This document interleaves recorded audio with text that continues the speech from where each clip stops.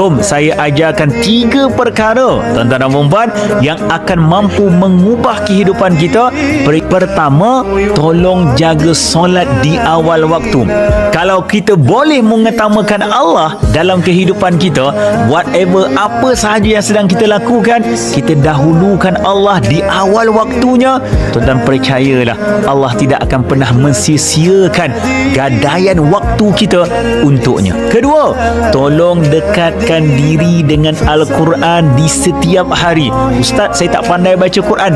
Dengar Al-Quran. Cukup untuk mendengar. Orang yang dekat dengan Allah tidak akan pernah sia-sia. Yang ketiga, iaitu salawat dan salam kepada baginda Rasulullah sallallahu alaihi wasallam. Allahumma salli ala Muhammad wa ala ali Muhammad. Dengan satu salawat, Allah hapuskan 10 dosa kita.